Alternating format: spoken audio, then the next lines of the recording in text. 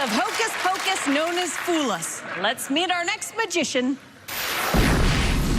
My name is Eric Mead. I'm a magician from Aspen, Colorado.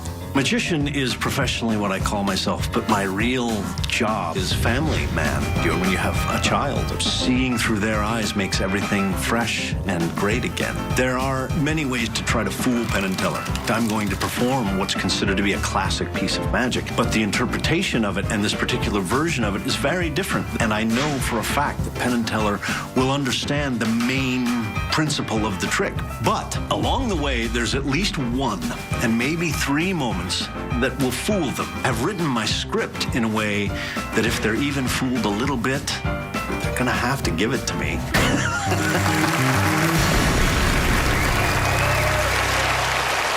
Please welcome Eric Mead.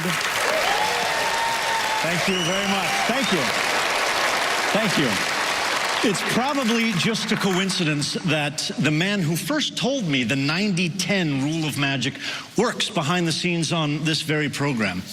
It was the great Thompsoni himself who explained to me that if a magician shows somebody a trick and 90% of that trick fools them, but there's a little 10% sliver over here that does not fool them, the average person will say that the trick did not fool them, even though they can't explain 90% of it. Contrary-wise, if that same magician shows that same trick to his fellow conjurers, it only takes that 10% sliver for them to admit that they were fooled. I don't know if it's true or not, but I want to put it to the test tonight by doing something I think unprecedented. I'm going to explain in advance how most of the trick you're about to see works. First of all, gentlemen, you can take notes if you want to. First of all, there's a principle at the center of this trick that you will certainly recognize. It's at least 400 years old, probably much older. And you yourselves have used versions of it on this very stage, so I'm sure that you'll recognize what that is immediately. Secondly, you will see some sleight of hand, and I know that you know what sleight of hand looks like, so I concede all of that. There will be a little bit, just a little bit, of verbal misdirection, which may or may not have already begun. And finally, actually, that's it. That is, truthfully, honestly, at least 90% of what you're about to see. I'm not interested in that 90%, nor should you be. I'm only interested in the little remaining 10%, the part where you and you get reminded of what it's like to see magic. And to do that, you need to be close. Would you please come up here and join me on the stage?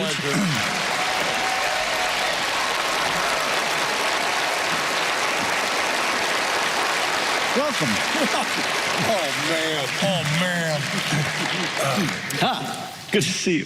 So the composition by John Ramsey, the particular arrangement I'm going to play for you today is by a dear departed and much missed Tim Conover. This is a classic called The Cylinder and Coins. I have some unusual props, which I'll tell you about in a moment.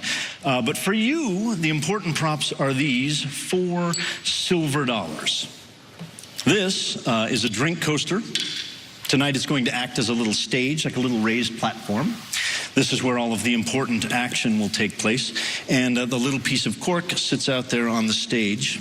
The cork is just the end of a wine cork that I shaved off with a knife, just a little piece of cork. It will play the role of the MacGuffin, if you're familiar with that term, and be hidden inside the little cylinder. Oh, and the cylinder, I should tell you, is just a little strap. You can take that off of there. It's a little strap of leather that's had its ends stitched together. It's hollow. You can completely see through it. Penn, if you want to check it out, you're welcome to. Trust Teller on this one. And I'll let you see down through there, okay?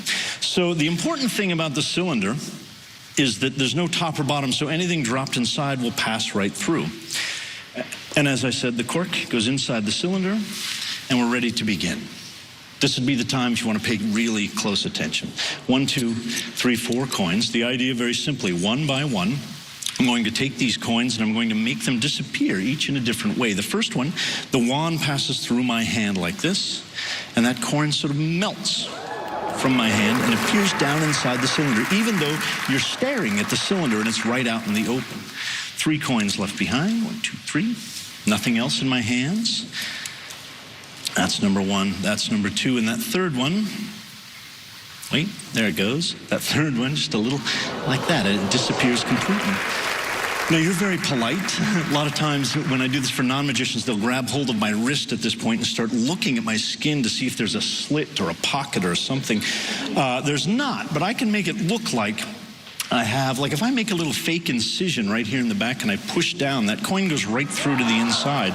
Or I could push it down inside and then touch it with the magic wand and it instantly disappears down inside the little cylinder. That leaves just this one, the final coin.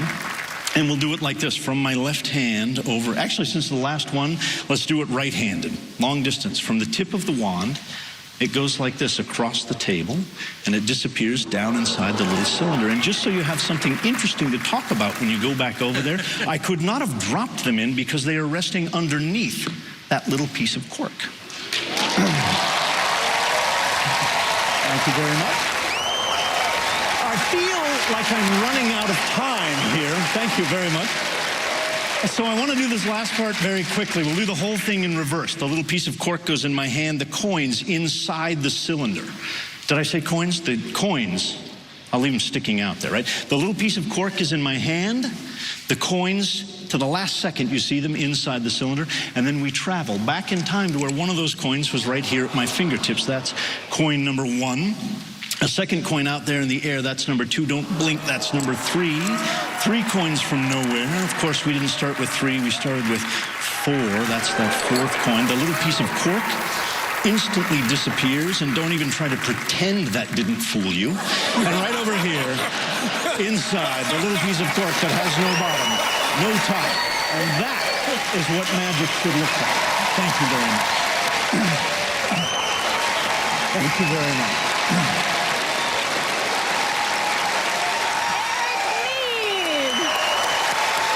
Thank you. That was incredible. Thank you very much. That's fun.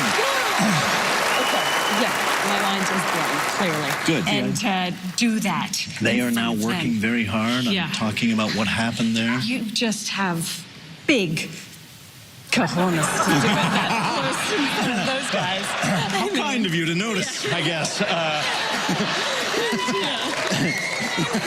Because, to do it right with them sitting right there. Oh, yeah. Well, close-up magic should be up close. So do you think that there's a chance you fooled them? I think it's unlikely that they're going to say they were fooled, and here's why. Everything that I said up front is true. They recognize the main body of the trick. They know that there's sleight of hand, and they could just say that, and I would have to concede that that's correct.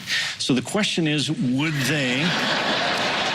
The question is, where do they draw the line? If I'm certain there were a couple of beats along the way that were puzzling or mystifying to them.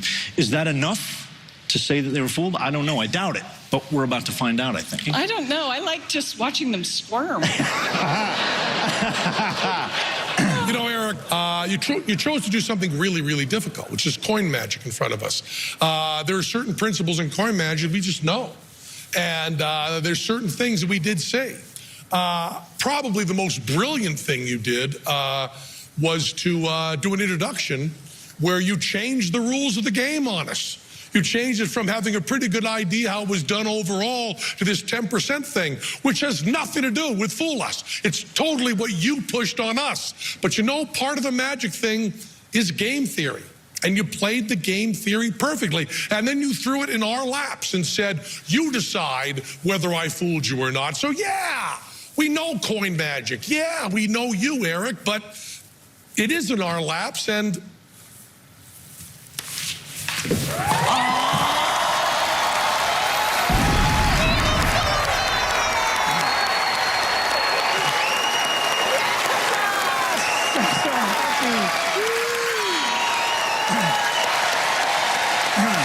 Thank you very much. Well, Eric Mead, ladies and gentlemen. Yes.